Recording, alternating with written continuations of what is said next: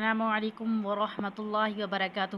کیسے ہیں آپ سب؟ امید کرتی ہوں خیریت سے ہوں گے انشاءاللہ۔ آج ہم سٹارٹ کریں گے سورۃ القلم کی آیات نمبر 43۔ اعوذ باللہ من الشیطان الرجیم، بسم اللہ الرحمن الرحیم۔ انہو، اب انہو پہ غنہ کیوں کیا ہے؟ کیونکہ یاد رکھنا ہے ہمیشہ نون مشدد اور میم مشدد پہ ہمیشہ غنہ کیا جاتا ہے۔ انہو کان لا یؤمن باللہ العظیم، باللہ لام پر کھڑی زبر ہے، ٹھیک ہے؟ لام پر جب کھڑی زبر ہے جس حرف پر بھی کھڑی زبر ہوتی ہے اس کو ہم تھوڑا سا کھینچتے ہیں، باللہ العظیم۔ ولا یحض، ہا کو باریک پڑھنا ہے، غوات کو جو ہے موٹا کر کے پڑھنا ہے کیونکہ یہ حروف مستعلیہ میں سے ہے۔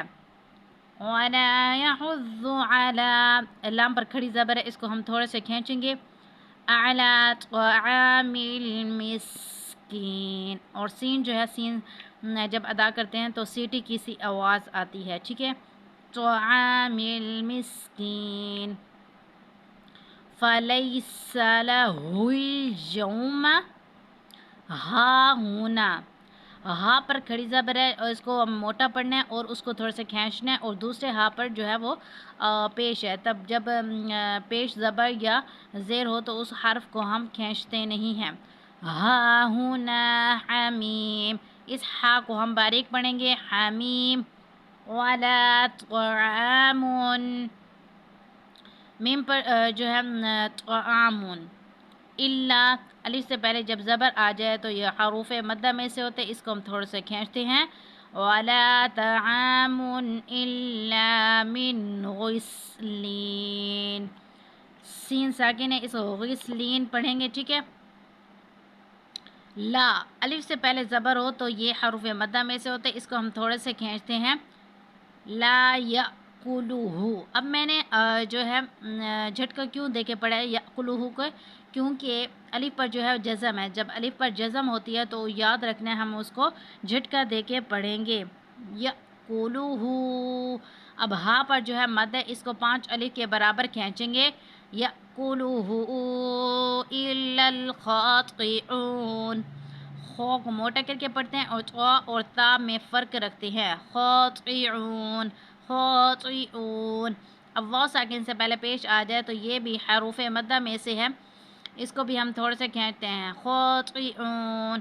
فلا اقسم، اب لام پر جو ہے الف پر مد ہے 5 الف کے برابر، اس کو کھینچیں گے، فلا اقسم۔ قوف، قوف کیا ہے؟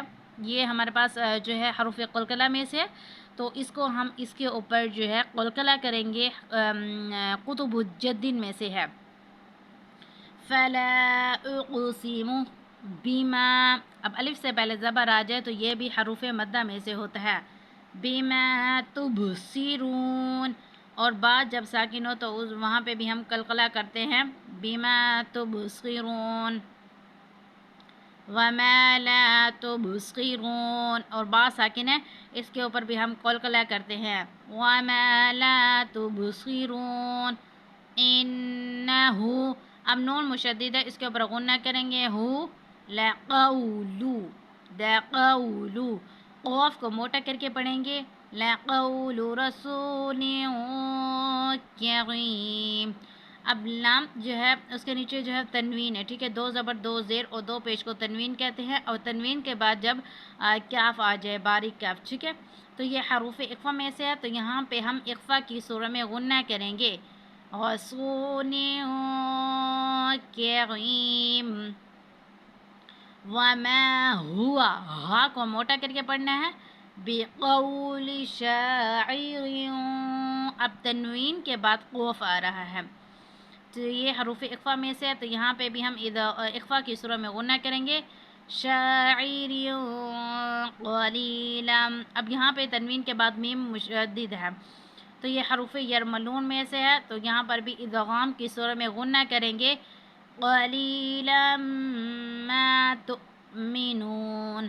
حمزہ پر بھی یا الف پر جب بھی جزم ہوگی تو اس کو ہم جھٹکا دے کے پڑھیں گے قلیلا ما تؤمنون.